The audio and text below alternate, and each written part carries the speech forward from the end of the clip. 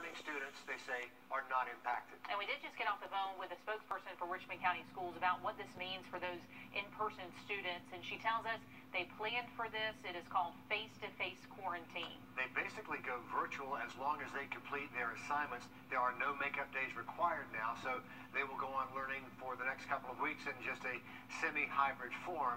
And right now, this is the only school in Richmond, Columbia, or Aiken to have taken this kind of measure so far. And to put this in perspective countywide for you, though, out of almost 13,000 face-to-face kids, there are only 20 positive cases and 267 students that are isolating, and that's less than 0.25%. So this certainly isn't an outbreak or anything of that nature. But again, Spirit Creek Middle closed for COVID-related absences. Tropical storm Sally on a lot. Streets and buildings flooded in Gulf Shores, Alabama after Hurricane Sally rolled through overnight. A lot of volunteers here have been called to help out on the coast while others are sticking close to home in case of flooding closer to us. But Brady Trapnell is live for us at the Augusta Canal. So Brady, how's the city getting ready for all this? Well, Laura, all this rain is from the outer bands of Sally, and the city is getting the canal, which is just behind me, ready for all of this heavy rainfall over the next few days, while some in our community are preparing to head to the Gulf Coast to help. As rain from Sally arrives in the CSRA, the Red Cross is making its way to the Gulf Coast. I am making sure all of my Red Cross gear is washed, that my backpack is ready. Susan Everett with the Augusta Red Cross says there are volunteers on their way to Florida already, and some are even helping virtually, making sure supplies get where they need to go. But many are staying close by in case of flooding. We always reserve enough to make sure that Georgia is also taken care of. Meanwhile, crews are still cleaning up in Louisiana. In the absence of any films going on right now, we just thought, well, we could go down there and do something good. Mark Crump, who works in the film industry, just got back from 2 weeks in Lake Charles. He and a few others from the Augusta area got hired by a cleanup crew. Black mold was everywhere. We had to wear respirators. Just, you couldn't breathe in some of those at all. Crump says he may go back to the coast to help. With Sally's rain on its way, utilities officials here in Augusta plan to limit the amount of water flowing into the canal. The Red Cross is hoping for the best. As of this morning, we did get the all clear that we don't think there'll be much impact from Hurricane Sally statewide. Augusta Utilities says they do expect more heavy rainfall like this over the next 24 hours, and they're lowering the water level of the canal to prepare. All right, Brady, thank you. Mayor Hardy Davis says today parents in Columbia County could pick up school meals for Saturday. A caravan for justice will take off from Atlanta and meet at the Sylvania City Hall at 1 o'clock to make their demands heard.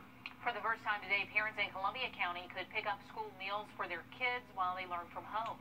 As Celeste Springer tells us, this is a huge help financially for parents during a tough time.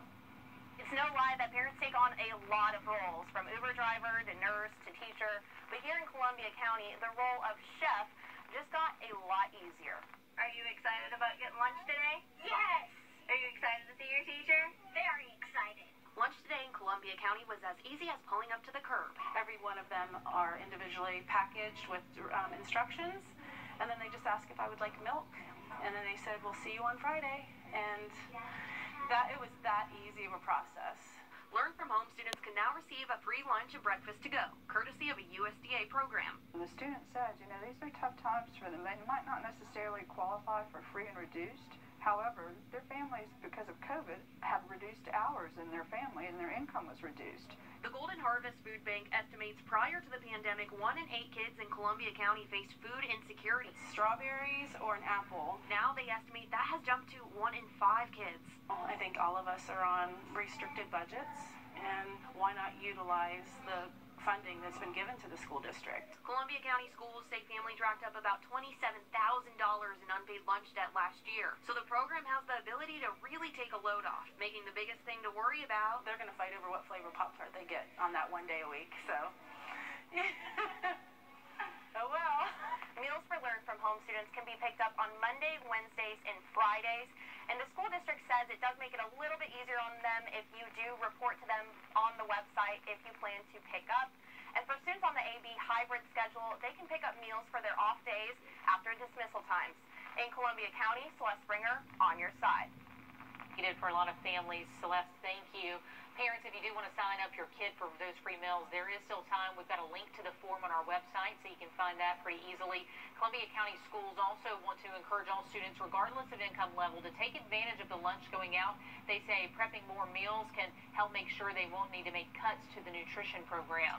Got to have food, got to have Wi-Fi. And in Richmond County, with more than half students fully learning from home, the school district is working to bring kids better internet access. And they're using hotspot buses to do it. Wrdw tells us where they're going and what it means for those kids. It's buses in the lot right behind me that'll be rolling out to neighborhoods around Richmond County that are supposed to help students with connectivity. And with almost 16,000 students learning virtually, the district's goal is to make sure every student has access to good internet. At the Richmond County Library, this isn't what it usually looks like. We've definitely seen a lot more students and families coming in to use our library resources. Resources like Wi-Fi and computers that at least 611 families in Richmond County don't have. There are a number of people who are struggling with connectivity issues right now. They're just families that just don't have the means to have computer access, or they just can't afford it. The Richmond County Board of Education is trying to fix that. Through the Georgia K-12 Student Connectivity Grant, the county got 14 Wi-Fi transmitters that will be installed on their buses. Is going to hopefully equalize that playing field a little bit more for those students that, again, haven't had the option to have internet.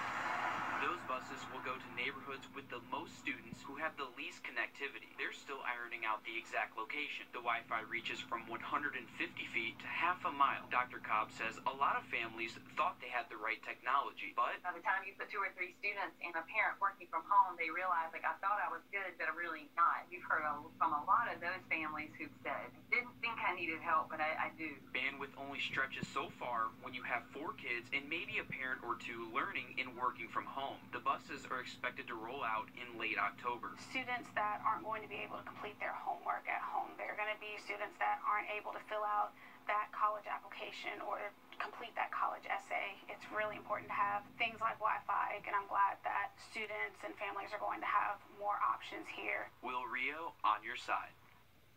The board will also have public safety officers patrolling the areas where those buses are parked.